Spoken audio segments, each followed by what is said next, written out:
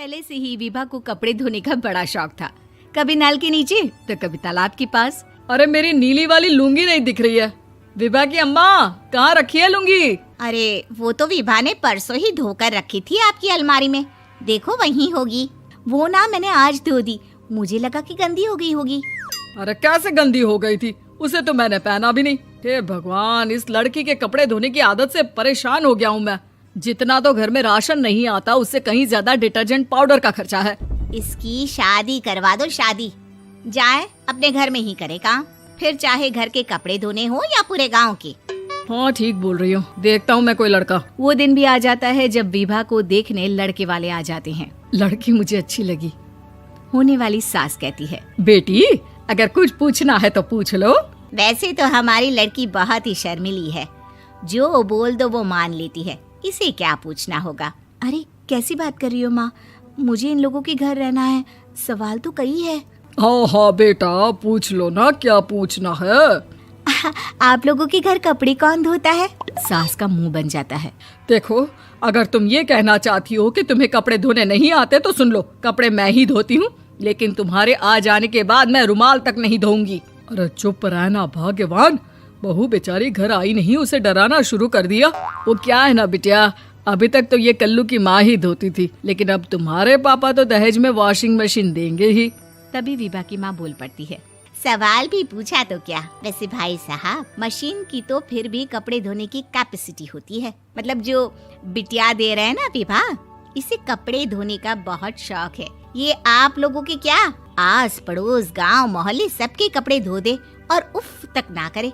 बाहर देखा नहीं आपने कितने कपड़े सूख रहे हैं, सब हमारी बिटिया ने ही तो धोए हैं। बस भी करो ना माँ, शर्म आ रही इतनी तारीफ सुनकर।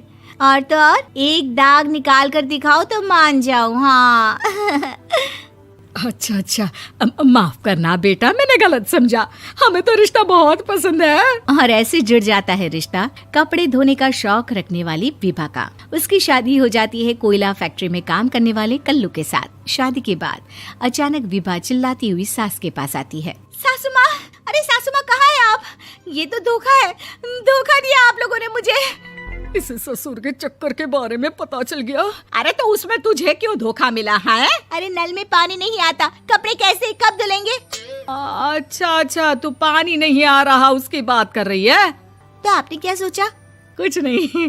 अच्छा, तेरी माँ ने कहा था कि कपड़े धोने का शौक है तुझे, याद आया मुझे। शौक शौक बोलकर कपड़े धोने वाले मेरे जुनून को कम ना आके सासू माँ, कपड़ा धोना मेरा गुरूर है। तभी पति भी वहाँ आ जाता है। अभी अभी मैंने इसे सनी देओल की फिल्म दिखाई है, उसी के डायलॉग मार रही है माँ। अच्छा सुन, साफ साफ बता रही हूँ, पानी सुबह 4 से 6 और शाम को 10 से 12 आता है, समझी?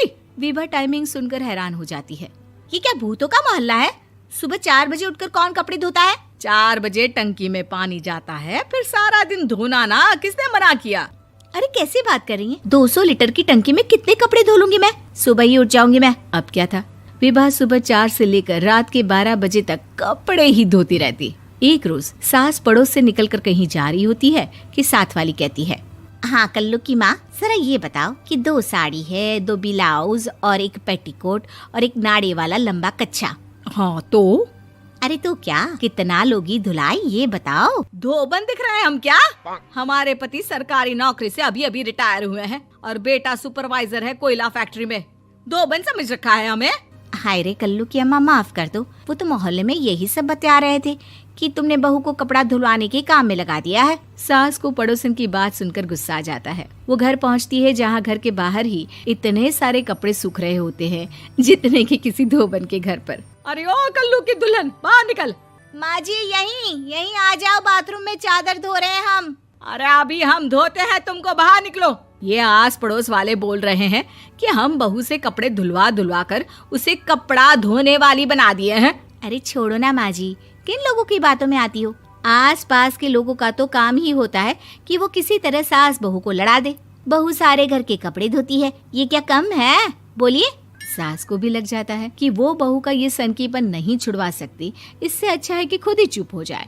एक रोज सास और बहू मंदिर जाते हैं, जहाँ सास की साड़ी वहाँ खड़ी भीख मांगने वाली से मिलती है। माँ जी क्या बात है, आपकी साड़ी उस भिखारन से कितनी मिल रही है ना? हाँ हाँ देखो तो, दोनों की साड़ी मिल रही है। क्या बात है कल्लू की अम्मा, तुम खुद को तो अफसर की बीवी बताती हो और ऐसी सिंपल सी प्लेन साड़ी पहनकर घूमती हो। सिंपल और प्लेन नहीं है ये साड़ी। तो क्या सोने के धागे से फूल बने हैं? कुछ भी सासू माँ, कुछ भी। हाँ, बने थे इस साड़ी में सोने के धागे से फूल। मेरे पति लेकर आए थे मद्रास से स्पेशली मेरे लिए 10,000 की। ताहे भाई साहब इस भिखारन के लिए भी सेम टू सेम साड़ी लेकर आए होंगे 10,000 की। सास उस वक्त तो कुछ नहीं कहती, लेकिन बहू के साथ घर आती है और अलमारी से एल्बम निकाल कर लाती है। ये साड़ी देख रही है, ये वही साड़ी है जिसे मैंने अभी पहना था। इस साड़ी में ये जो चमकदार फूल दिख रहे हैं ना, ये सोने के धागों से काढ़े गए हैं। लेकिन तू लोकल वॉशिंग मशीन ब्रश से घिस घिस कर सारे फूलों को निकाल कर साड़ी प्लेन कर दी। मुझे माफ कर दीजिए सासू माँ। और तो और, जब मैंने तुझे तेरी गलती के लिए कुछ नहीं कहा, लेकिन तूने तो सबके सामने मेरा मजाक ही बना दिया। क्यों? बहू को समझ में आ जाता है कि अब से उसका कपड़े धोना बंद।